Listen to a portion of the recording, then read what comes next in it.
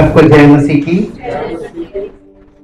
आज यीशु मसीह के पुनरुत्थान दिवस के शुभ अवसर पर हम सब लोग जमा हैं परमेश्वर की उपस्थिति में और उसके वचन को सुनने के लिए। क्या आपने अपने दिल को तैयार किया है? हृदय अगर तैयार होता है, देखिए एक कहावत कही गई है कि लोहा गर्म हो और उस पर चोट करो तो काम हो जाता है ना? ये प्रिंसिपल है, ये सिद्धांत है। जब तक वचन का प्रभाव आपके हृदय पर तब तक नहीं होगा जब तक आपका हृदय वचन के लिए तैयार नहीं होगा। सही है कि गलत?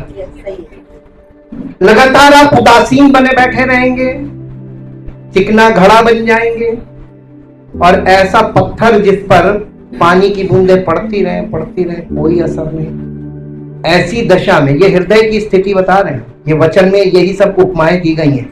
पथरीला हृदय, तो मालूम क्या होता है? परमेश्वर के वचन में उसने अपील की कि यदि आज तुम उसकी आत्मा का शब्द सुनो तो अपने हृदय को कठोर ना करो। ये क्यों बोला? हृदय तैयार होगा जब खेत में फसल बोने का टाइम होता है तो उससे पहले क्या होता है? जुताई, है ना? जुताई क्यों जरूरी है? बिना जुताई के बीज कौन बोएगा? ठीक, भूमि तैयार होनी चाहिए। तो हमारी हृदय रूपी भूमि जब तक तैयार नहीं होगी, जुताई करके तैयार की जाती है। जुताई किस चीज को बोला गया आत्मिक तौर पर? जुताई का मतलब है पश्चाताप, रिपेंटेंस। हमें कभी भी घमंड नहीं करना चाहिए कि हम धर्मी हैं, क्योंकि बाइबल कहती है कोई धर्मी नहीं, एक भी नहीं, कोई समझदार नहीं, एक भी नहीं, सब अपने स्वार्थ की खोज में लगे। संसार में लोग ईश्वर को जानते नहीं लेकिन ईश्वर को मानते हैं। Nobody knows who God is, but everybody prays to God. To whom they pray? आप बता, एक छोटा सा इलस्ट्रेशन, एक एग्जांपल है। मैं इनको नहीं जानता और मैं इनका नाम लेकर इनसे कह रहा हूं भैया मेरा ये काम कर दीजिए। मैं नहीं जानता, मेरा कोई इनसे वास्तविक संबंध नहीं है, मेरा मुलाकात नहीं है, हाँ कोई रिलेशन नहीं, कोई मुलाकात नहीं, और मैं इनसे कहूं कि भैया मेरा ये काम कर दो। ये क्यों करेंगे जब हमसे इनकी कोई मुलाकात ही नहीं है? आप किसी अनजान व्यक्ति से जाके कुछ रिक्वेस्ट करके देखिए, है उसका कोई रिजल्ट आपको मिले? Everybody praise to God. The big question is who God is, who knows God. कौन जानता है कि ईश्वर कौन है? क्यों नहीं जानते? उसी पॉइंट पर हम आ रहे हैं। What is the foundation of resurrection? Today is the day of resurrection of our Lord Jesus Christ. हमारे प्रभु का पुनरुत्थान दिवस आज के दिन हम मना रहे हैं, हम मेमोरी में मना रहे हैं। हो चुका है, 2025 वर्ष पहले हो चुका है। एक ऐसी घटना इस संसार में घटी कि साइंटिस्ट लोगों ने इस पर कभी रिसर्च किया नहीं, क्योंकि उनके पास कुछ इसमें सिराई नहीं, कहां से शुरू करें। His grave is already present in the world. Israel में वो कब्र आज भी है और दुनिया के लोगों के लिए वो खुली हुई कि जाके देखो, the grave is empty. Where is Lord's body? इसकी देह कहां गई? दुनिया ने 2025 वर्ष में इतनी खुदाइयां की हैं, इतनी खुदाइयां की पुरातत्व विभाग ने। कहीं भी सारी हड्डियां मिली, सारे पुराने लोगों के ममीज मिले, सब कुछ मिले, लेकिन एक व्यक्ति जिसकी देह और उसकी देह का एक अंश भी नहीं प्राप्त हुआ, वो कौन है ना? एक भयानक घटना जिसने दुनिया के इतिहास को बदल दिया, दुनिया के काल को बदल दिया। बीसी चल रहा था, एडी चलने लगा। बीसी का मतलब होता before Christ, the era of before Christ and the era of after death, या एनो डोमिनी लैटिन में। एनो डोमिनी, एडी का मतलब एनो डोमिनी का मतलब होता है the year of the Lord. हम लोग कौन से युग में हैं? We are in the AD, Anno Domini, in the year of the Lord. Who is Lord? Jesus Christ. Jesus Christ. कुछ पॉइंट्स आप अपने पास नोट करते रहिएगा, क्योंकि आज हम जैसे बोलेंगे वैसे नहीं बोलेंगे, ऐतिहासिक कुछ नहीं बोलेंगे, ऐतिहासिक कुछ नहीं बोलेंगे, आज हम आत्मिक बोलेंगे। शायद मेरी बात से सब लोग अंडरस्टैंड ना कर पाए, अभी आपको समझ में आने लगेगा। रेजरेक्शन की बात तो तब आती है डेथ के बाद फिर से जिंदा होना, that is called resurrection. Life वापस आ जाए सेम बॉडी में जो मर गई, उसमें जीवन वापस से आ जाए और वो बॉडी फिर से काम करने लगे, that is called resurrection. Correct? Correct? अब आप यहां से चलिएगा, तथ्य कलेक्ट कर लीजिएगा, वरना वीडियो तो आपको बाद में मिल ही जाएगा स्टडी के रूप में। मृत्यु का कारण क्या था? आत्मिक मृत्यु का अर्थ क्या होता है? Spiritual death. What is the meaning of spiritually death? Dead. हाँ, because God is a spirit, और परमेश्वर ने मनुष्य को अपने स्वरूप में बनाया, तो मनुष्य को उसने आत्मा दी। हर एक के अंदर आत्मा है, मानता है, और चाहे वो किसी भी रिलीजन का हो।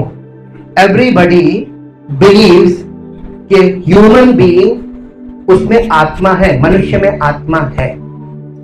आत्मा है ना? वो आत्मा कहां से आई? परमात्मा ने हमको आत्मा दी है ना, तो परमात्मा का अंश है ह्यूमन स्पिरिट। बहुत ध्यान से सुनिएगा। परमेश्वर ने जब आदम और उसकी पत्नी हवा को बनाया, अदन की वाटिका में रखा, तो वहां पर दो पेड़ थे। ये पेड़ दिखाता है जीवन श्रृंखला को, मानव जीवन श्रृंखला, ह्यूमन रेस। मनुष्य को उसने मना किया था कि भले बुरे के ज्ञान के वृक्ष में से इसका फल मत खाना, जिस दिन तुम इसका फल खाओगे उसी दिन अवश्य मर जाओगे, है ना? ये हिब्रू में लिखा हुआ है। हिब्रू लैंग्वेज में आपके सामने इस्तेमाल नहीं करूंगा, क्योंकि हिब्रू लैंग्वेज में हमने स्टडी में बताया, जिस दिन तुम उसका फल खाओगे you will surely die, English में लिखा है, और हिब्रू में लिखा हुआ है मुत मुत। मुत मुत का मतलब होता है तुम मरोगे, मरोगे, 2 बार मरोगे, 2 डेथ्स। जिस दिन तुम इसका फल खाओगे उस दिन एक डेथ हो जाएगी। हाँ, तुम्हारी आत्मा मर जाएगी। आत्मा मर जाने का मतलब डिस्कनेक्शन फ्रॉम गॉड, और उसके बाद तुम फिजिकली अलाइव रहोगे।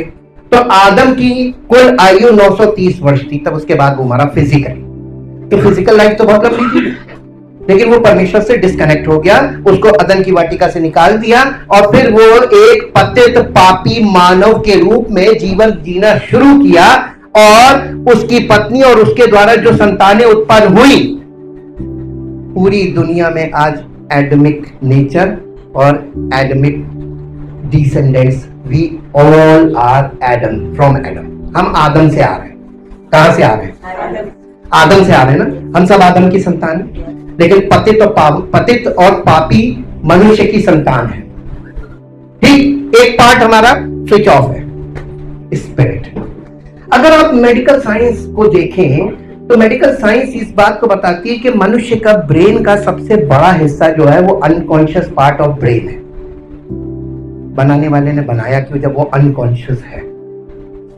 जब कोई कोमा कंडीशन में होता है तो वो अनकॉन्शियस पार्ट ऑफ ब्रेन, वहां से वो जीवित रहता है, क्योंकि ब्रेन डेड मीन्स डेथ। तो कहीं ब्रेन जीवित है।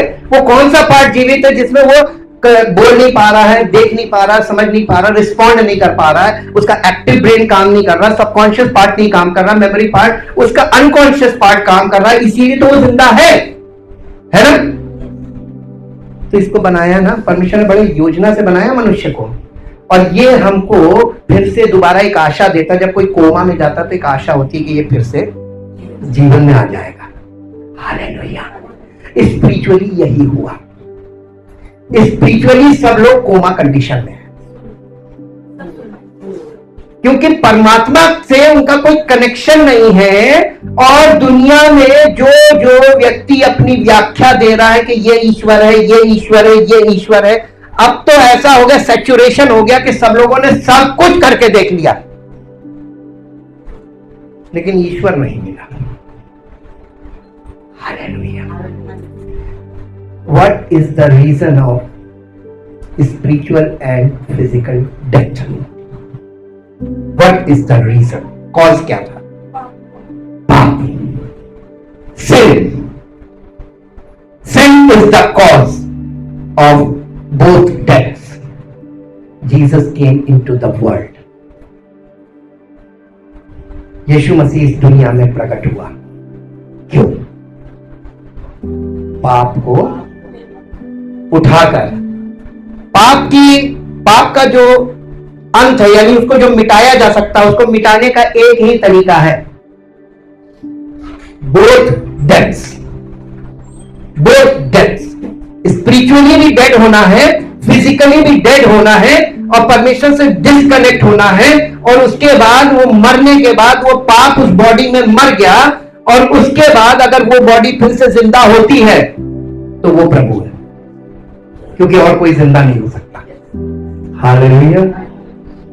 परमेश्वर ने अनंत जीवन देने के लिए हमको बाइबल नहीं दी, उसने अनंत जीवन देने के लिए अपना इकलौता पुत्र दिया। His name is Jesus Christ. Hallelujah. तभी तो उसने कहा पुनरुत्थान और जीवन मैं ही हूं। Jesus is the resurrection and Jesus is the life. अब आप देखिए, इस लाइफ को हमको अंडरस्टैंड करना है। रेजरेक्शन को अगर आपने अंडरस्टैंड कर लिया तो हम सब रेजरेक्शन के पार्ट बन सकते हैं। We can also participate in the resurrection. इसको दो भाग में उसने किया, क्योंकि डबल डेथ थी ना, तो यीशु मसीह ने आकर दोनों मृत्यु को एक साथ लिया, पाप उसके ऊपर लादा गया और वो सैक्रिफिशियल लैम्ब बना, और उसके बाद उसने पिता की इच्छा को पूरा करने के लिए वो मरा। लेकिन वो पहले कैसे मरा? जब क्रूसीफिक्शन के दिन, क्रूसीफिक्शन के जब उसके ऊपर पाप लद गया था, तो सबसे पहले उसने क्या कहा? हे मेरे परमेश्वर, तूने मुझे क्यों छोड़ दिया? डिस्कनेक्शन हुआ ना, परमेश्वर परमात्मा से उसका डिस्कनेक्शन हुआ ना। यीशु मसीह फिजिकल डेथ से कभी नहीं डरा, और ना ही आप जब देखते कि वो बहुत व्याकुल हो रहा है कि ये प्याला मुझसे टल जाए, तो आपको लग रहा होगा वो फिजिकल डेथ से डर रहा है। ना, फिजिकल डेथ से नहीं डरता। पूछिए क्यों? क्योंकि उसको एक वरदान था। परमेश्वर का पुत्र होने के नाते उसके पास एक वरदान था। वो जब चाहे अपना प्राण त्याग सकता था और जब चाहे अपना प्राण वापस ले सकता था। ये गिफ्ट था उसके पास, और इसीलिए वो ही ये काम कर सकता था कि हमें पापों से छुड़ाने के लिए उद्धारकर्ता चाहिए था, और उद्धारकर्ता यीशु मसीह के अलावा कोई दूसरा हो नहीं सकता। अब आप इसके आगे पीछे घर में जाके सोचिएगा को कौन, ये भी हो सकता है, ऐसे भी मनुष्य नहीं छूट सकता पाप से।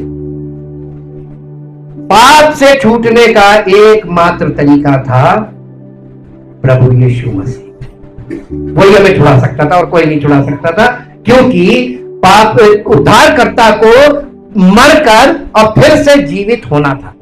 अगर वो जिंदा ना होता तो उद्धारकर्ता ना होता, क्योंकि फिर हमको उद्धार मिलेगा कैसे? प्रभु ही तो देगा ना। जिसने हमको पाप से छुड़ाया वही हमें पाप के दोष से मुक्त करेगा। तो यीशु मसीह के अलावा कोई हो नहीं सकता। मैंने बहुत अंडरस्टैंड किया और मैंने अपने लाइफ में इसको एक्सपीरियंस किया।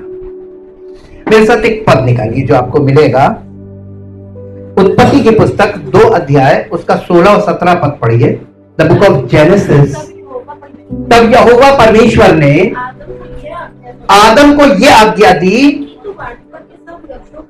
कि तू वाटिका के सब वृक्षों का फल बिना खटके खा सकता है, पर भले या बुरे के ज्ञान का जो वृक्ष है उसका फल तू कभी न खाना, क्योंकि जिस दिन तू उसका फल खाएगा उसी दिन अवश्य मर जाएगा। क्यों मर जाएगा? परमेश्वर की आज्ञा का उल्लंघन पाप है, और पाप के कारण तू मर जाएगा। हालेलुया। अब आप देखिए, जो मना किया था वो तो उसने कर दिया, और हम सब आदम की संतान बैठे हैं। अब आप ये बताइए कि आप अपने आप को धर्मी किस आधार पे बोल सकते है? कोई धर्मी हो ही नहीं सकता। We all are sinners. अब इसका 3 अध्याय का 19 पद पढ़िए, उत्पत्ति 3 अध्याय का 19 पद। इसका नतीजा क्या हुआ? और अपने परमेश्वर वहां पे जजमेंट कर रहा है, न्याय कर रहा है, और आदम से क्या कह रहा है? अब तू अपने माथे के पसीने की रोटी खाया करेगा और अंत में मिट्टी में मिल जाएगा, क्योंकि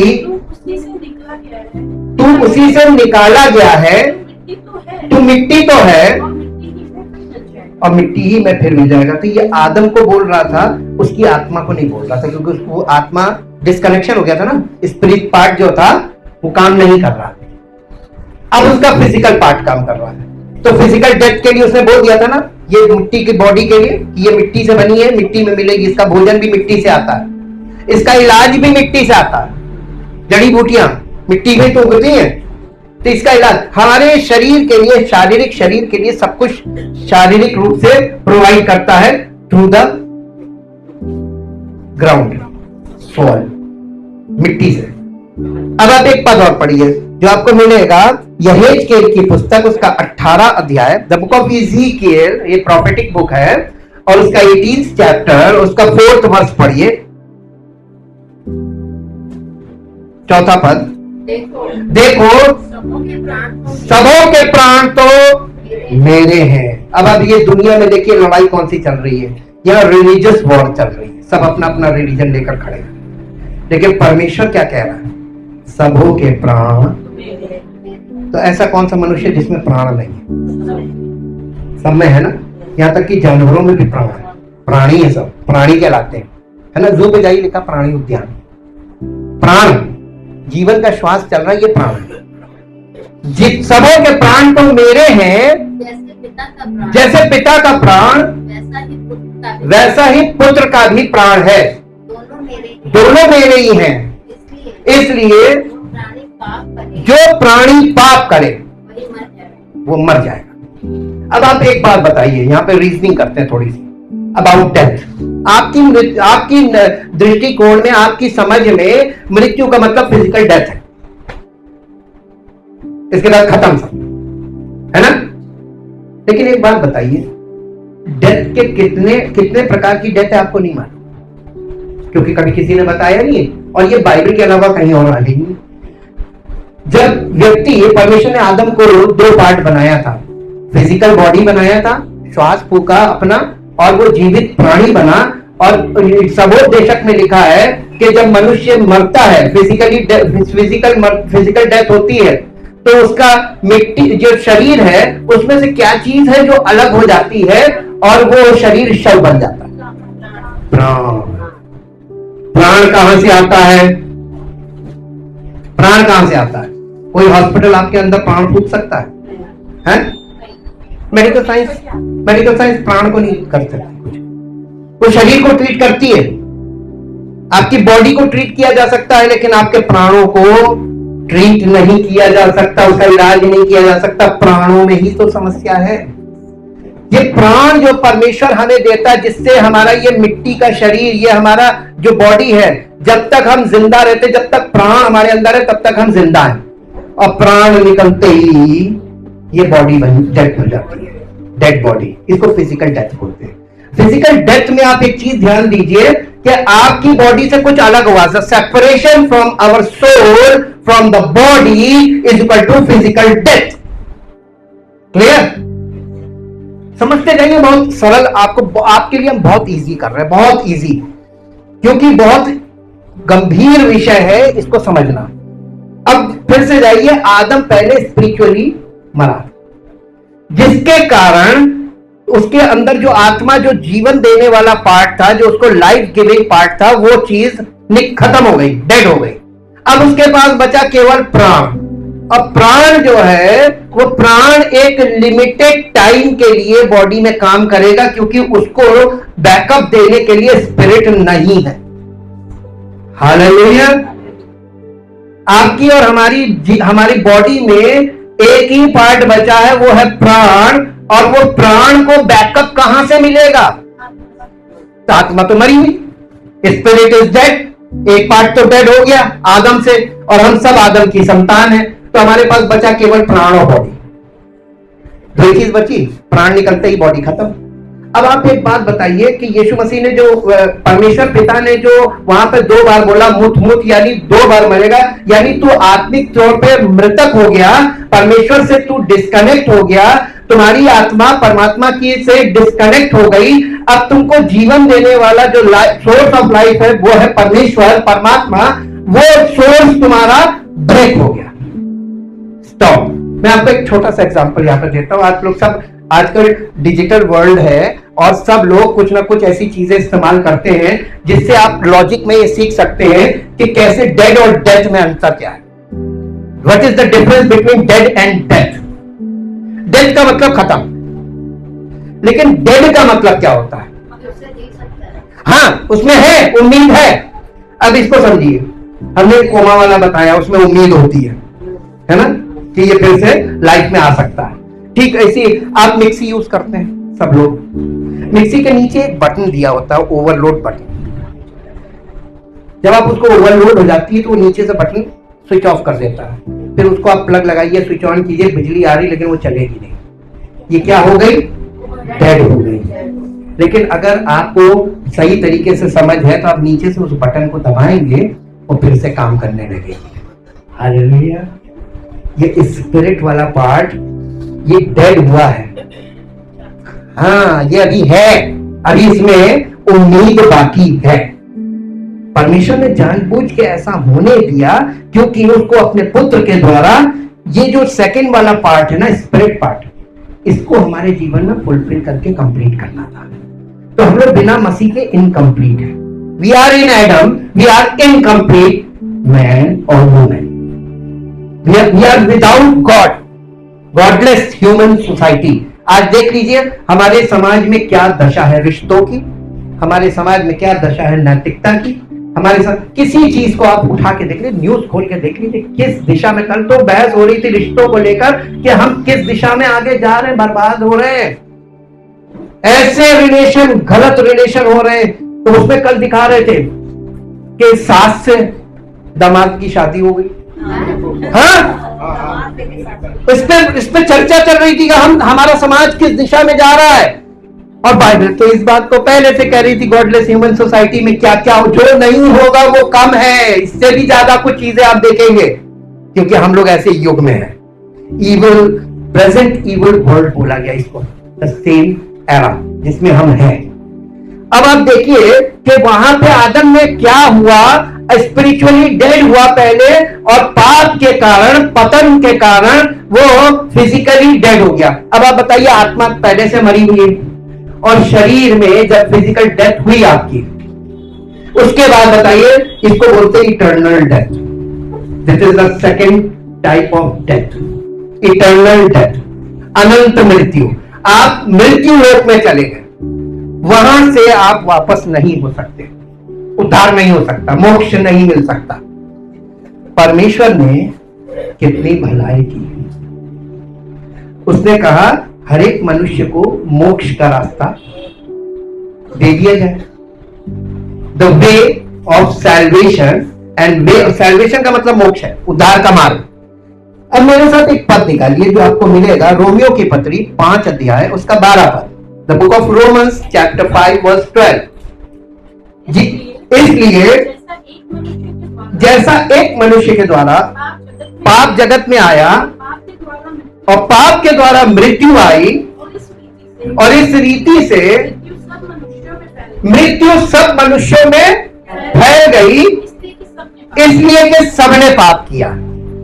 अब आप ये बताइए कि जब बाइबल कह रही है कि एक मनुष्य के द्वारा पाप जगत में आया, पाप के द्वारा मृत्यु आई, और इस रीति से मृत्यु सब मनुष्यों में फैल गई क्योंकि सबने पाप किया। यहां पे जो मृत्यु की बात बताई जा रही है इसको इंग्लिश में पढ़िए, इंग्लिश में निकालिए, अभी आपको कुछ चीजें क्लियर होंगी। English, yes. Therefore, हैं? Just as through one man sin Just as through one man sins entered into the world, entered into the world, and death through sin, death through sin, and so death and so then spread to all men spread to all men because all sin. ये amplified था? नहीं, amplified नहीं है, amplified नहीं है। Therefore, Therefore, as sin came into the world as sin came into the world one man, through one man, who is that name? Who is that person? Adam. Adam. हम लोगों की जो series चल रही है in Adam और in Christ जी, and death and death as the result of sin, as the result of sin, so death so spread death spreads all men, to all men, no one being able to stop it no one being able to stop it or escape its power, or to escape its power, यानी मृत्यु की शक्ति से कोई नहीं बच सकता, because because all men sin. all men sin, सब पापी है, इसलिए मृत्यु पर कोई जयवंत नहीं हो सकता, इसको कोई हरा नहीं सकता मौत को। तो ये मौत क्यों राज्य कर रही है? Because of sin. मुद्दा पकड़िएगा, पाप। अब ये बताइए, जब पाप के कारण हम सब आदम में मर रहे हैं, तो ये मर रहे हैं तो पहले हम आत्मिक रूप से मृतक हैं, क्योंकि आदम में जो लोग पैदा हो रहे हैं वो फिजिकली अलाइव और स्पिरिचुअली डेड है। स्पिरिचुअली डेड का मतलब होता है disconnection from God, spirit of God, परमेश्वर की आत्मा से अलग है। मानते हैं इस बात को? पक्का? अब ध्यान से सुनिए, अब इसके बाद पढ़िए रोमियो 6 अध्याय का 23 पद। रोमियो 6 अध्याय का 23 पद। क्योंकि पाप की मजदूरी या पाप का जो रिजल्ट है वो मृत्यु है, परंतु परमेश्वर का वरदान हमारे प्रभु मसीह यीशु में अनंत जीवन है। ये हमको ये वरदान कैसे मिलेगा? क्योंकि हम सब तो मरे हुए है ना। हम मरे क्यों है ना? अब फिर आदम कहां पहुंच गए? आदम ने क्या किया था? तो हम सब क्या है? क्यों हम मरे हुए? आत्मिक तौर पर हम क्यों मरे हुए? पापी है, पाप के कारण। और आत्मिक मृत्यु का मतलब क्या है? डिस्कनेक्ट फ्रॉम गॉड, परमेश्वर रहित है। परमेश्वर की आत्मा हमारी आत्मा से उसका कोई रिश्ता नहीं है, कोई कनेक्शन नहीं है ना। यही तो हुआ। देखिए, जब आपके शरीर से प्राण निकल गया तो प्राण का separation from soul from body is equal to physical death. और परमेश्वर की आत्मा हमारी आत्मा से डिस्कनेक्ट हुई, स्पिरिचुअल डेथ। यीशु मसीह को क्या करना पड़ा? यीशु मसीह को आत्मिक तौर पे भी मरना पड़ा और शारीरिक तौर पे भी मरना पड़ा, दोनों। यीशु मसीह के लिए कठिन कौन सी मृत्यु थी? आत्मिक तौर पे। वो कभी पिता से अलग नहीं हुआ था, और यही वो कह रहा था, हो सके तो ये प्याला मुझसे टल जाए, मैं तुझसे कभी अलग हुआ नहीं हूं। लेकिन वो अलग क्यों हुआ? किस चीज ने उसको पिता से अलग किया? वो पाप किसके थे? हमारे पापों ने प्रभु यीशु मसीह को उसके पिता से अलग कर दिया। हालेलुया। और इसीलिए पौलुस कहने लगा कि अगर हम उसकी मृत्यु की समानता में उसके साथ जुड़ गए, क्योंकि वो हमारे लिए मर गया, यानी पिता से डिस्कनेक्ट हो गया, और अब वो हमारे समान हो गया जैसे हम हैं, स्पिरिचुअली डेड। और उसके बाद उसने फिजिकल डेथ के साथ मृत्यु पर जय प्राप्त कर ली। काश आपने कल वाला हिस्सा जो कल शाम को स्टडी कर दिया, तो उसको अगर समझा होता तो आपको बहुत अच्छा समझ में आ जाता। मैंने उसमें ये बताया है, उत्पत्ति में आपने देखा परमेश्वर ने सृष्टि की रचना की, छठे दिन उसने देखा, उसने कहा सब कुछ बहुत अच्छा है। मालूम क्यों? क्योंकि उसने मसीह में सारी सृष्टि की रचना की। ये नए नियम में बताया गया। तो उसने मसीह में सारी सृष्टि को देखा, कहा बहुत अच्छा है। और उसके बाद सबत का दिन, वहां पे देखिए अभी व्यवस्था नहीं है, परमेश्वर का विश्राम सबत। सबत का मतलब होता है उसने ब्रेक लिया, रेस्ट, डे ऑफ रेस्ट। और उस रेस्ट में ही काम गड़बड़ हो गया। उस रेस्ट में ही काम गड़बड़ हो गया। तो उसने जब लॉ दिया तो उसमें उनको रेस्ट के ऊपर बहुत ज्यादा अपॉइंटेड टाइम्स दिए कि इन अपॉइंटेड टाइम यानी सबत को याद रखना, और सबत के हिसाब से फीस्ट चलते थे, और इस तरीके से उसने सारी चीजों को आगे बढ़ाया। और वहां का जो सबत है वो इनकम्प्लीट है।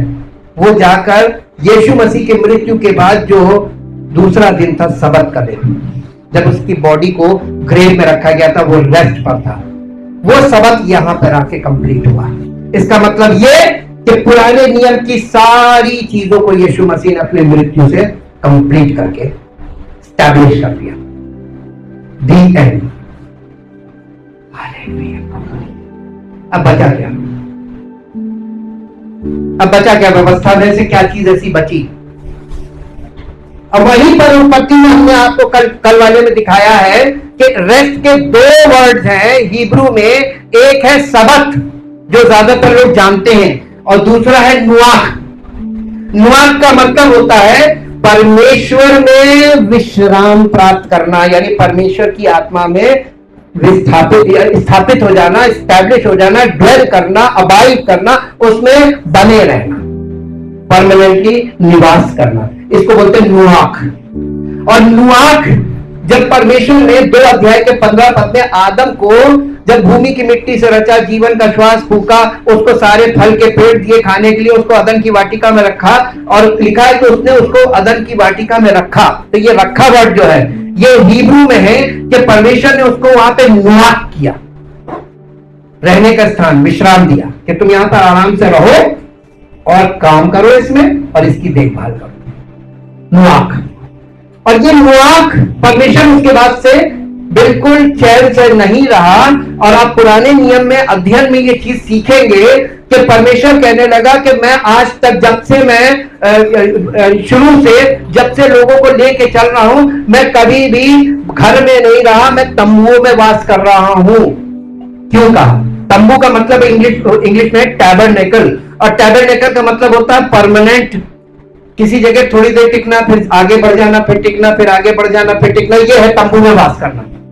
जब मूसा का तंबू था वो प्रभु यीशु मसीह को दिखाता, उसका चित्रण है कि वो कैसे इस्राएलियों को जंगल में लेके चल रहा था, उनके बीच में निवास कर रहा था और उनको कैसे लेके चल रहा था।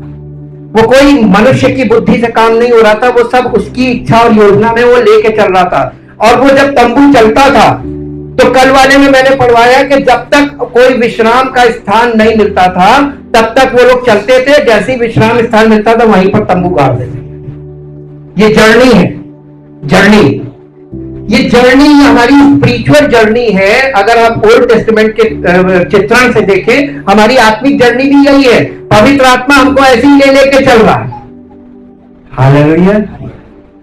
लेकिन वो हमको कहां लेके जा रहा है? एक पद और पढ़िए जो आपको मिलेगा, पहला यूहन्ना 4 अध्याय उसका 10 पद।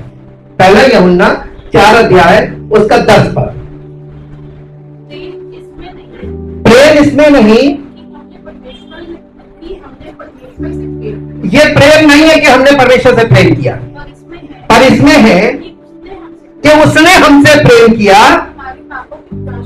और हमारे पापों के प्रायश्चित के लिए अपने पुत्र को भेजा। प्रेम किसने किया? हमने उससे किया कि उसने हमसे किया? तो आज लोग किस तरीके की चीजें कर रहे हैं? ऐसा दिखा रहे जैसे उनसे ज्यादा प्रेम तो कोई परमेश्वर से करता ही नहीं है। लेकिन जिंदगी आप देख लीजिए, परमेश्वर उन्हें रिजेक्ट करता है ना। ये फिजिकल लाइफ है। फिजिकल लाइफ में अगर कोई कुछ करके दिखा रहा है, शारीरिक तौर पर, भावनात्मक तौर पर अगर कोई एक्ट हो रहा है, वो स्पिरिचुअल नहीं है। धोखा मत खाना, बार बार बता रहे हैं। वचन में जाकर देखना, सत्य तुमको वहां मिलेगा। एक और पद पढ़िए, पहला कुरिन्थियों 6 अध्याय उसका 13 और 14 पद। 1 Corinthians chapter 6 verse 13 and 14। भोजन पेट के लिए और पेट भोजन के लिए है, परंतु परमेश्वर इसको किसको? इसको और उसको किसको? पेट और भोजन दोनों को नाश कर देगा। आज दुनिया में मालूम है भोजन बहुत बड़ी चीज बन गई है। खिलाना पिलाना, खिलाना पिलाना, खिलाना। और आपको मालूम है सारी बीमारियां पेट से ही हो रही हैं। सब खाने पीने का असर है। मरे जा रहे हैं लेकिन खाए जा रहे, खाए जा रहे, खाने के लिए मरे जा रहे। पेट भोजन के लिए, भोजन पेट के लिए, लेकिन दोनों को नष्ट कर देगा वो जी। परंतु देह व्यभिचार के लिए नहीं है, वरन प्रभु के लिए है ये, और प्रभु देह के लिए। और परमेश्वर ने अपनी सामर्थ से प्रभु को जिलाया, वो हमें भी, ये आशा है, ये आशा है, ये आशा कंफर्मेशन में कैसे बदलेगी? 2025 वर्ष से लोग आशा ही कर रहे हैं, लेकिन परमेश्वर के वचन में कुछ और बताया गया है ना। इसके लिए उसने प्रयोजन किया, प्रबंध किया, उसने योजना बनाई। उस योजना का हिस्सा कितने लोग बने? अच्छा ये बताइए, कितने लोग चाहते हैं कि उनका पुनरुत्थान हो? Want to participate in the resurrection? Resurrection का भागीदार होना चाहते हैं। सबके लिए है, जिन्होंने हाथ नहीं उठाया उनके लिए भी है, जिन्होंने उठाया परमेश्वर ने देखा दे वांट्स, ये अच्छी बात है, वो चाहते हैं। अब परमेश्वर भी यही चाहता है, हमें पुनरुत्थान मिले, हमें पुनरुत्थान देना चाहता है। लेकिन एक बात बताइए, आदम की कितनी मृत्यु हुई? 2। यीशु मसीह की कितनी मृत्यु हुई? 2। यीशु मसीह के दोनों पुनरुत्थान एक साथ हो गए, इसलिए क्योंकि वो उद्धार करता था। लेकिन अब बचे हम लोग, हमारा पुनरुत्थान 2 भाग में होगा। पहले आदम में जो आत्मिक रूप से मृतक है, तो पहला तो हमारा पुनरुत्थान आत्मिक पुनरुत्थान। आत्मिक पुनरुत्थान अगर अभी आपकी आत्मा का पुनरुत्थान नहीं हुआ तो लिख के ले लीजिए, अंतिम दिन जब पुनरुत्थान यीशु मसीह सेकंड कमिंग आएगा, जो पुनरुत्थान यानी फिजिकल रिजरेक्शन होगा, उसमें उनका फिजिकल रिजरेक्शन नहीं होगा जिनका आत्मिक पुनरुत्थान नहीं हुआ है। यहीं पे दुनिया घूम गई, ये शैतान को डोज दे दिया उसने, घुमा दिया। आपका आत्मिक पुनरुत्थान जितनों का हो गया वो प्रभु की महिमा में प्रकट किए जाएंगे फिजिकल रिजरेक्शन में। आपका दूसरा रिजरेक्शन वो होगा, और बाकियों का उसके बाद पूरे जितने रेस्ट ऑफ द पीपल जो बचे हुए लोग होंगे उनका भी रिजरेक्शन होगा बॉडी में, लेकिन उनका रिजरेक्शन अनंत दंड के लिए होगा। बाइबल बिल्कुल स्पष्ट है, लेकिन पवित्र आत्मा के नेतृत्व में जब तक आप इन चीजों को, में एक पद पढ़िए जो आपको मिलेगा, पहला कुरिन्थियों उसका 14 चैप्टर 15 अध्याय और उसका 58 वर्स 58 पद। सो है मेरे प्रिय भाइयों, दृढ़ और अटल रहो और प्रभु के काम में सर्वदा बढ़ते रहो, क्योंकि ये जानते हो कि तुम्हारा परिश्रम, आप संसार में परिश्रम कर रहे हैं, आपने प्रभु में परिश्रम किया है, क्योंकि स्पिरिचुअली डेड है। स्पिरिचुअली डेड लोग का मतलब परमेश्वर के प्रति उदासीन, ना उन्हें वचन से मतलब है, ना उन्हें आत्मिक भोजन से, ना आत्मिक भूख है, ना आत्मिक प्यास है, ना आत्मिक सांस है, कुछ नहीं, सब कुछ एकदम जीरो। बस फिजिकल लाइफ, दे पैसा, दे ये चीज, शारीरिक चीजें, आंखों की अभिलाषा, शरीर की अभिलाषा, जीविका का घमंड, इसी में लगे पड़े। ये एडमिक जीवन है। हालेलुया। कहीं से किसी को कोई सिरा नहीं मिल रहा, परेशान सब है और शिद्दत से परेशान है, छुटकारा देने वाले को जानते नहीं, और जानने के लिए उनको ऐसा स्थान ही नहीं मालूम जाएगा। मेरे साथ एक पद निकालिए, अब आप रेजरेक्शन समझिए। रोमियो की पत्री 6 अध्याय चैप्टर 6 5 पद से चैप्टर वर्स 5 से 14 तक पढ़े। क्योंकि यदि हम उसकी मृत्यु की समानता में उसके साथ जुड़ गए तो निश्चय कंफर्म है, ये निश्चय उसके जी उठने की समानता में भी जुड़ जाएंगे, क्योंकि हम जानते हैं कि हमारा इनर मैन, हमारे सोल की बात कर रहा है, ये सोल को कहते हैं इनर मैन, हमारा पुराना मनुष्य यानी हमारा वो प्राण जो आदम से हमें मिला है जी, उसके साथ क्रूस पर चढ़ाया गया ताकि पाप का शरीर व्यर्थ हो जाए, ताकि हम आगे को पाप की गुलामी में ना रहे, क्योंकि जो मर गया, पाप से छूटकर धर्मी है। अब यीशु मसीह ने आदम का स्वरूप क्यों धारण किया? क्योंकि हम सब भी आदम से आ रहे हैं, और यीशु मसीह ने आदम के रूप में प्रकट होकर एडमिक नेचर को क्रूसीफाई किया, जो सिन से भरा हुआ, यानी पापी स्वभाव, सिनर मैन, वो सिनर बन गया, और वो सिनर बन गया इन एडम, और उस सिन को उसने डेथ के द्वारा, दोनों डेथ के द्वारा उसको मिटा दिया। अब जो मर गया वह पाप से छूटकर धर्मी है। वो पाप से छूटकर अब प्रभु क्या है? धर्मी है। धर्मी है। तो वो हमारी धार्मिकता बन गया, क्योंकि वो हमारे पाप को लेकर मरा था ना। तो प्रभु यीशु मसीह पर विश्वास करने के द्वारा हम उसकी धार्मिकता हमारे जीवन में काम करेगी। इसको कहते हैं आरोपित धार्मिकता। ये हमको उससे लोन मिल रही है जी। यदि हम मसीह के साथ मरते हैं, तो यदि हम मसीह के साथ, यहाँ पे यदि वर्ड लगाया, अगर हम मसीह के साथ मर, तो हमारा विश्वास ये तो हमारा विश्वास ये है कि उसके साथ जिएंगे, कि उसके साथ जिएंगे भी, क्योंकि ये जानते हैं ये जानते हैं कि किसी मरे हुए में से जी मसीह मरे हुए में से जी उठकर उठकर फिर मरने का नहीं, उस पर फिर मृत्यु की प्रभुता नहीं होगी, क्योंकि वो जो मर गया तो पाप के लिए एक ही बार मर गया, परंतु जो जीवित है वो परमेश्वर के लिए जीवित है। ऐसे ही तुम भी, जैसे यीशु मसीह का डेथ एंड रेजरेक्शन, ऐसे ही तुम भी अपने आप को पाप के लिए तो कैसे संभव है? हम शारीरिक मनुष्य हैं, हम अपने आप को पाप के लिए कैसे मरा हुआ समझे? हमारे विचारों में पाप है, हमारी कल्पनाओं में पाप है, हमारी भावनाओं में पाप है। कहां से हम पाप कर रहे हैं? हम अज्ञानता में कर रहे हैं और प्रतिदिन कर रहे हैं। हम अपने विचारों में पाप करते जा रहे हैं और हमको पता ही नहीं कि ये पाप है। जब तक आप पाप को कैसे पहचानेंगे? हाउ यू रिकॉग्नाइज कि ये पाप है? काहे से अवेयर होंगे? इसकी अवेयरनेस कहां है? पाप की अवेयरनेस कहां से हमको मिले? यस, जिससे सब लोग चलते हैं, जिससे दूर रहते हैं। इसको हर समय आपको वचन में बने रहना है, ताकि आप ये पता कर सकें कि कहीं कहां से हम विचार में कौन सा पाप कर रहे हैं, हम भावनाओं में कौन सा पाप कर रहे हैं, हम कल्पनाओं में कौन सा पाप कर रहे हैं। इसको देखने के लिए देखिए, वचन जो है ना, वो एक मिरर है, स्पिरिचुअल मिरर। ये मिरर हम रोज हर समय देखते रहे, हर समय देखते रहे, हर समय देखते रहे। अगर आपने ये मिरर देखना बंद कर दिया, एक सेकंड में आप कहां से कहां निकल जाएंगे। यीशु मसीह की मृत्यु और उसका पुनरुत्थान आपके किसी काम का नहीं। हालेलुया। ये बात बहुत गूढ़ बात है, और यही बात पौलुस समझाने की बड़ी कोशिश कर रहा था, क्योंकि वो जिस लेवल पर था स्पिरिचुअली, वो अपने लेवल से उतरकर काम कर रहा था। लेकिन फिर भी उस जमाने के लोगों ने तो कुछ बहुत समझ लिया, लेकिन इस युग में ये दुर्लभ है। इस युग में बहुत दुर्लभ है।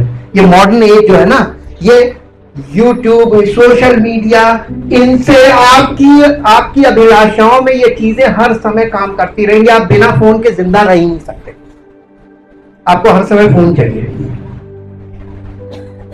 बिना फोन के आप जिंदा नहीं रह सकते, आपको किसी से बात करनी ही करनी है। आप कितनी देर परमेश्वर के वचन के लिए चुपचाप बैठकर उस पर मनन कर सकते हैं? आपने क्या सुना है, और परमेश्वर का आत्मा आपसे उस चीज को आत्मसात कर।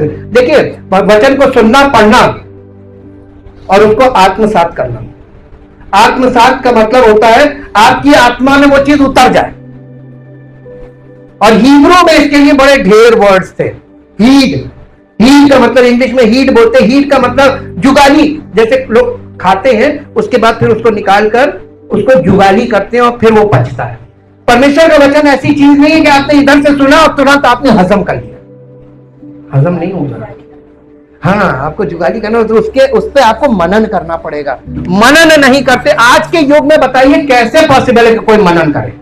भाग दौड़ से भरा जीवन, हर समय डिस्टर्बेंस से भरा जीवन। They call, they message, they call. कितनी देर आप अपने लिए बैठ पाते हैं चैन की सांस लेने? है ना दुर्लभ? इस युग में बहुत मुश्किल होगा, लेकिन परमेश्वर अनुग्रह करेगा। जिस पर अनुग्रह करेगा वो सफल होगा, आपके प्रयास से नहीं होगा। हाँ, ऐसे ही तुम भी अपने आप को पाप के लिए तो मरा, परंतु परमेश्वर के लिए मसीह यीशु में जीवित समझो। इसलिए पाप तुम्हारे मरणहार शरीर में राज्य ना करे, तुम उस राज्य ना करे ताकि तुम उसकी लालसाओं के अधीन रही। कौन सी वर्ष थी बेटा? 12 in English amplified. Let not sin therefore rule as king in your mortal short-lived perishable bodies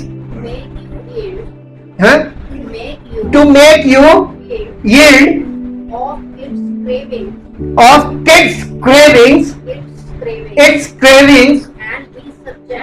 and be subject to its lust and evil passion। ये पाप कैसे काम करेगा हमारे अंदर बता दिया इंग्लिश में।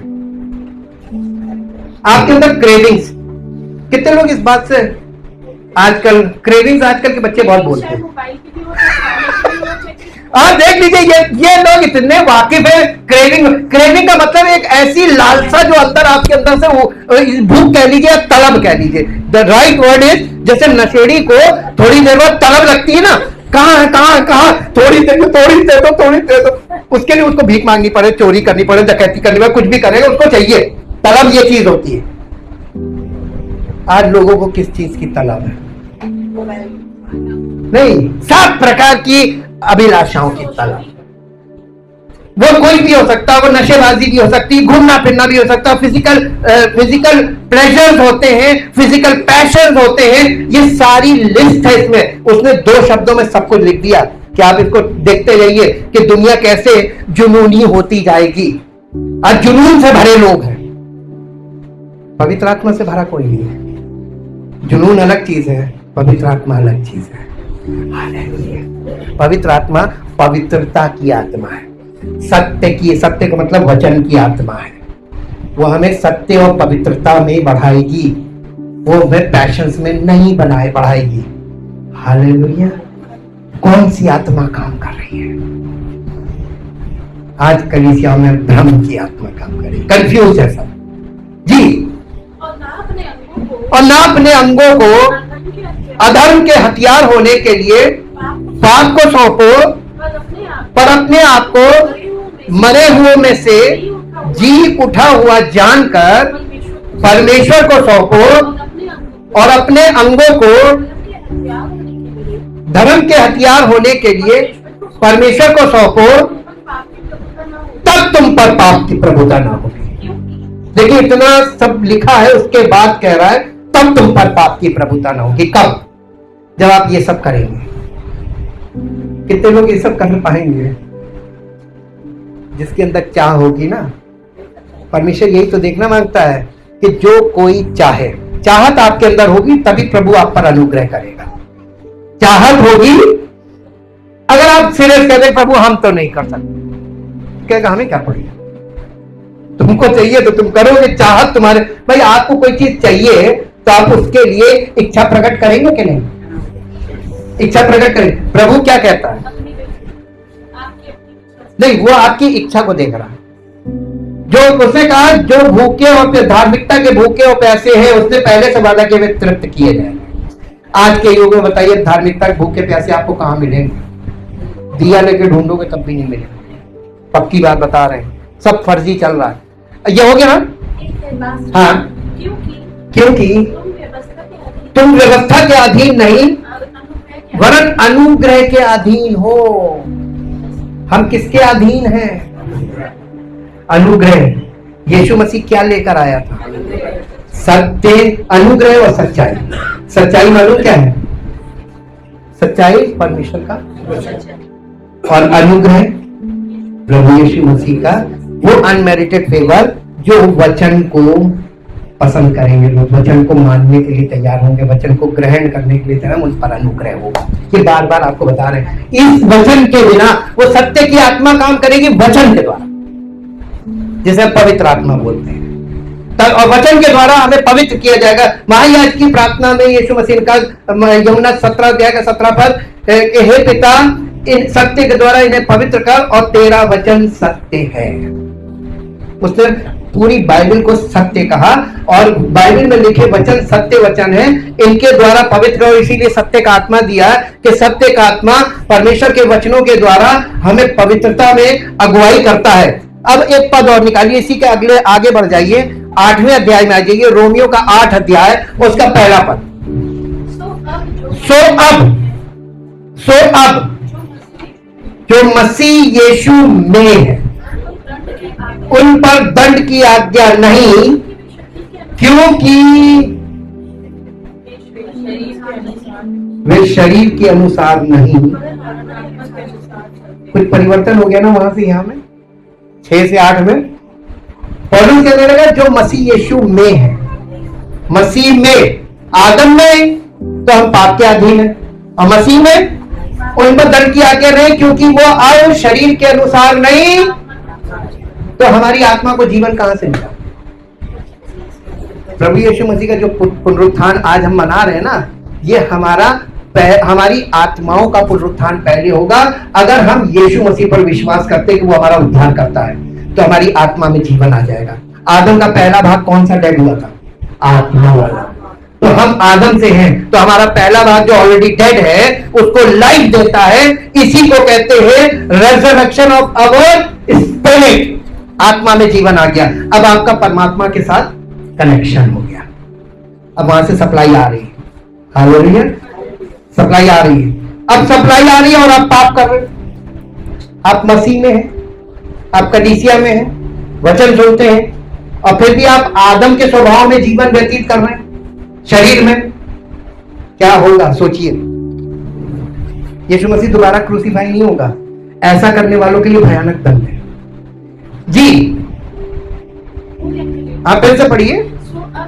सो अब जो मसीह यीशु में है उन पर दंड की आज्ञा नहीं, क्योंकि वे शरीर के अनुसार नहीं वरन आत्मा के अनुसार चलते हैं। आगे, क्योंकि जीवन की आत्मा की व्यवस्था ने मसीह यीशु में मुझे पाप की और मृत्यु की छुड़ा दिया। पाप की और मृत्यु की व्यवस्था से छुड़ा दिया। स्वतंत्र करने का मतलब we are free from the bondage of sin and death. अब आप बताइए, आप जब मसीह में हैं तो आप पाप में नहीं जीवन जीता सकते हैं, क्योंकि आपको पाप को यीशु मसीह ने मिटा दिया। तो अब आप पाप क्यों कर रहे हैं? 2 ही कारण होते हैं, या तो हम मसीह में नहीं हैं, हमारा दिल हमको धोखा दे रहा है, हम धोखा खा के बोल रहे हैं, और या हम मसीह में हम जानबूझ के कर रहे हैं, और दोनों तरफ से हम दंडित होंगे जी। आगे, क्योंकि जो काम व्यवस्था शरीर के कारण दुर्बल होकर ना कर सकी, उसको परमेश्वर ने किया, अर्थात अपने ही पुत्र को पापमय शरीर की समानता में भेजकर और पाप के लिए बलिदान होने के लिए भेजकर शरीर में पाप पर दंड की आज्ञा दी, इसलिए कि व्यवस्था की विधि हम में जो शरीर के अनुसार नहीं वरन आत्मा के अनुसार चलते हैं पूरी की जाए। क्योंकि शारीरिक व्यक्ति शारीरिक बातों में मन लगाता है या शरीर की बातों में मन लगाता है, परंतु आध्यात्मिक व्यक्ति आत्मा की बातों पर मन लगाता है। 2 ही प्रकार के लोग हैं, एक शरीर पर मन लगाने वाले और एक आत्मा पर मन लगाने वाले। शरीर पर मन लगाना तो मृत्यु है, परंतु आत्मा पर मन लगाना जीवन और शांति है। क्योंकि शरीर पर मन लगाना तो परमेश्वर से बैर रखना है। शरीर ना तो परमेश्वर की व्यवस्था के अधीन है और ना हो सकता है, और जो शारीरिक दशा में है वो परमेश्वर को प्रसन्न नहीं कर सकते, परंतु जबकि परमेश्वर का आत्मा तुम में बसता है तो तुम शारीरिक दशा में नहीं परंतु आत्मिक दशा में हो। यदि किसी में मसीह की आत्मा नहीं, यदि किसी में मसीह का आत्मा नहीं तो वह उसका जन्म तो वो उसका जन्म नहीं। और यदि मसीह तुम में है, और यदि मसीह तुम में है तो देह पाप के कारण तो देह पाप के कारण मरी हुई है, परंतु आत्मा धार्मिकता के कारण जीवित है। जी आगे। और यदि उसी का आत्मा जिसने यीशु को मरे हुओं में से जिसने यीशु को मरे हुओं में से जिलाया तुम में बसा हुआ है, तुम में बसा हुआ है, तो जिसने मसीह को तो जिसने मसीह को मरे हुओं में से मरे हुओं में से जिलाया, वो तुम्हारी मरणहार देहों को भी अपने आत्मा के द्वारा जो तुम में बसा हुआ है जिलाएगा। सो हे भाइयों, हम शरीर के कर्जदार नहीं ताकि शरीर के अनुसार दिन बिताएं, क्योंकि अगर तुम शरीर के अनुसार दिन बिताओगे तो मरोगे। यदि आत्मा से देह की क्रियाओं को आपको क्या करना है? रोज आत्मिक युद्ध करना है। आत्मिक युद्ध अपनी आत्मा से। पवित्र आत्मा आपको एम्पावरमेंट है। पवित्र आत्मा आपको पावर दे रहा है कि हमारी आत्मा, हमारी खुद की आत्मा को पवित्र आत्मा एम्पावर कर रहा है ताकि हम अपनी आत्मा के द्वारा अपनी शारीरिक लालसाओं से लड़े। डेली नो कहना सीखो। किसी ने बोला हाँ चल रहे, हाँ आ रहे, ये हाँ कहना बंद करना पड़ेगा। अनुग्रह का मतलब मालूम क्या है? और हमेशा हमेशा हाँ बोलना, ये हमारा पापी स्वभाव है। हम ना बोलना सीखे। इसीलिए बोला गया है मसीही लोगों को कि तुम्हारी बातें हाँ की हो ना की ना हो। हम ना नहीं बोल पाते, हम लपेटा लपेटी करते हैं। देखेंगे क्यों ऐसा बोल रहे हो, साफ साफ बोलो नहीं, मैं नहीं आ सकता, ये काम मैं नहीं कर सकता, मैं नहीं करूंगा। ये निर्णय लेना है। जब हाँ और ना होता है, ये निर्णय होता है। परमेश्वर का अनुग्रह किस पर होता है मालूम है?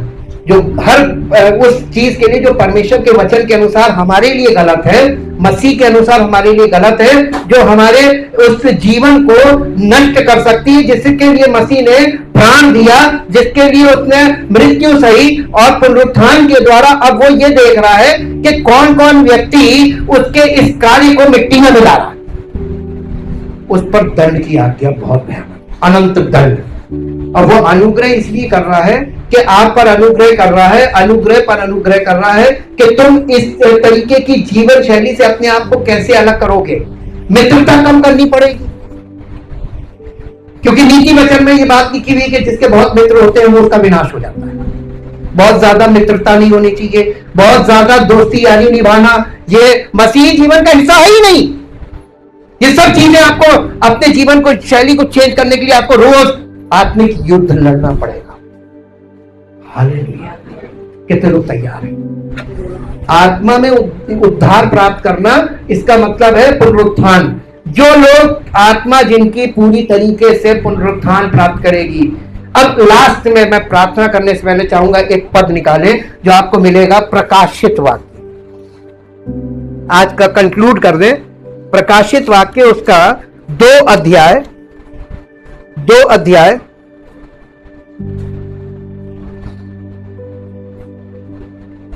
अध्याय का 7 पद पढ़िए। जिसके कान हो वो सुन ले कि आत्मा कलीसियाओं से क्या कहता है। जो जय पाए मैं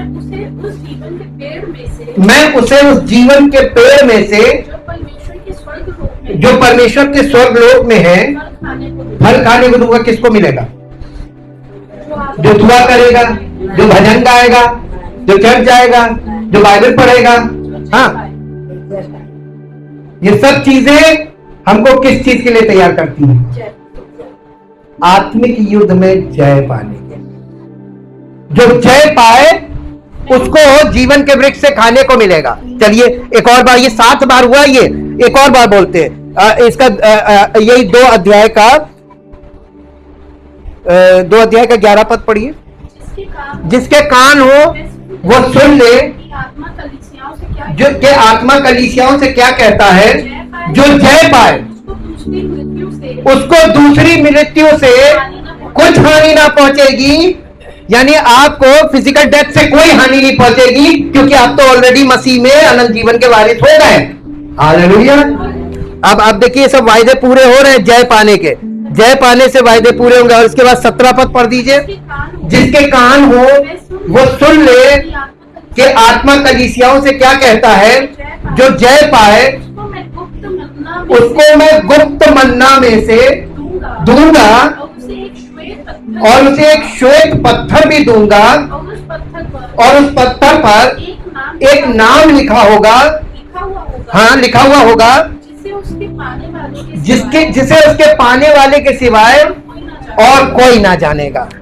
जय पाने वाले के लिए, ठीक। और इसके बाद एक और होगा, आगे पढ़िए। हाँ 29 पढ़ दीजिए। जिसके कान हो, नहीं 26 है, 26। जो जय पाए और हाँ 27 आगे, ठीक है, आगे आप सही पढ़ रहे थे। 29 जिसके, नहीं ये तो ऊपर हो गया अधिकार, वहां पे जय पाए। जो हाँ 26 जो जय पाए और मेरे कामों के अनुसार अंत तक करता रहे, मैं उसे जाति जाति के लोगों पर अधिकार दूंगा। मेरे कामों के अनुसार करता रहे। प्रभु यीशु मसीह ने जो काम शुरू किया पहली सदी की कलीसिया के में, उसके पवित्र आत्मा के कार्य को जारी रखेगा। उसके लिए जय पाने पर, जय पाना है। आगे एक और कलीसिया है 3 का 5। जो जय पाए उसे इसी प्रकार श्वेत वस्त्र पहनाया जाएगा और मैं उसका नाम जीवन की पुस्तक में से किसी रीति से ना काटूंगा, पर उसका नाम अपने पिता और उसके स्वर्गदूतों के सामने मान लूंगा। इसके बाद आइए, हाँ 12 पढ़ो। जो जय पाए उसे मैं अपने परमेश्वर के मंदिर में एक खंबा बनाऊंगा और वो फिर कभी बाहर ना निकलेगा। परमानेंट ड्वेलिंग हो जाएगी। और मैं अपने परमेश्वर का नाम और अपने परमेश्वर के नगर अर्थात नए यरूशलेम का नाम जो मेरे परमेश्वर के पास से स्वर्ग पर से उतरने वाला है और अपना नया नाम उस पर लिखूंगा, उस पिलर पर लिखूंगा। इसके बाद आखिरी कलीसिया लौदीकिया की कलीसिया 21। जो जय पाए मैं उसे अपने साथ अपने सिंहासन पर बिठाऊंगा, जैसा मैं भी जय पाकर अपने पिता के साथ उसके सिंहासन पर बैठ गया। अब क्वेश्चन ये उठता है किस पर जय पानी है? पाप पर। आप पाप पर जय पाएंगे। पाप मृत्यु का कारण। जितना आप पाप पर जयवंत होंगे उतना आप मृत्यु पर जयवंत होंगे। कितने लोग ये एक्सरसाइज करने को तैयार हैं? परमेश्वर की पवित्र आत्मा पवित्र वचनों के द्वारा हमारी सहायता करेगी, ताकि हमारी आत्मा में जितना वचन अधिकाई से बसेगा उतना हम अधिकाई से जयवंत होने पाएंगे। Thank you, thank you, thank you, thank you. जो लोग जयवंत होना चाहते हैं, जय प्राप्त करना चाहते हैं, अपने पाप पर, पाप की लालसाओं पर, पाप की अभिलाषाओं पर अपने स्थान पे खड़े हों। आज हम परमेश्वर के सामने पिता का प्रेम, प्रभु यीशु मसीह का अनुग्रह और पवित्र आत्मा की उपस्थिति और सहभागिता में उसके सामने खड़े हों और उससे कहे कि प्रभु आपके अनुग्रह के बिना हमारा प्रयास विफल हो जाएगा। हम प्रयास नहीं करते, हम फिजिकल प्रयास करते हैं, लेकिन आपकी सामर्थ के द्वारा, पवित्र आत्मा की सहायता के द्वारा और आपके पवित्र वचन की सामर्थ के द्वारा हमारी आत्मा में हम बलवंत होते हैं। Thank you, thank you, thank you. परम पिता परमेश्वर, हम आपका हृदय से धन्यवाद करते हैं आपके उस अद्भुत प्रेम के लिए कि आपने अपने इकलौते पुत्र प्रभु यीशु मसीह को हमारे पापों को मिटाने के लिए और हमारी मृत्यु को मिटाने के लिए इस संसार में भेजा। और उसने पाप और मृत्यु पे जय प्राप्त करके पुनरुत्थान के द्वारा हम लोगों को जो आशा दी है वो आशा हमारे जीवन में आज फिर से जीवित रूप से काम करे। और आज हम सब आपकी उपस्थिति में खड़े हैं इस विनती के साथ कि हम सबकी सहायता कीजिए कि हम लोग अपने पाप की स्वभाव पर, उस पाप से जिससे प्रभु यीशु मसीह ने हमें छुड़ा लिया है, अब पाप की प्रभुता हम पर नहीं है, लेकिन हम शारीरिक रूप से इतने निर्बल हैं, हमें पवित्र आत्मा से अपनी आत्मा में उस सामर्थ्य की आवश्यकता है जिसके द्वारा हम रोज अपनी आत्मा के द्वारा अपने शरीर की क्रियाओं पर जयवंत हो और पाप की लालसाओं पर जयवंत हो, पाप की अभिलाषाओं पर जयवंत हो, उन इच्छाओं पर जो शरीर के द्वारा हमारे अंदर उत्पन्न होती है, ताकि हम आत्मा के द्वारा जयवंत होते जाएं, जय प्राप्त करते जाएं और पवित्र आत्मा से हम सामर्थ्य प्राप्त करके ये जय प्राप्त कर सकते हैं। इसके लिए आपका धन्यवाद करते हैं। आपके पवित्र वचन से जो हमें सामर्थ्य मिलती है वो पवित्र आत्मा के द्वारा दी गई सामर्थ्य है जो वचन के रूप में हमारे हृदय में जाती है और अंदर से हमको आत्मिक बल देती है, ताकि हम प्रभु यीशु मसीह के होने के नाते उसके संरक्षण में अपने अपने जीवनों में इन बातों को तोड़ सके, पाप के बंधन को तोड़ सके। प्रतिदिन प्रभु हम इस कार्य को कर सके, ताकि प्रभु हम सब का जीवन आपकी सामर्थ्य के द्वारा, आप पिता के प्रेम के द्वारा, पवित्र आत्मा की उपस्थिति और सहभागिता के द्वारा हम जयवंत होकर मसीह की महिमा के योग्य बन सके। सारी महिमा आपको मिले। इस प्रार्थना को प्रभु यीशु मसीह के पवित्र नाम से मांगते हैं, आमीन। Praise the Lord.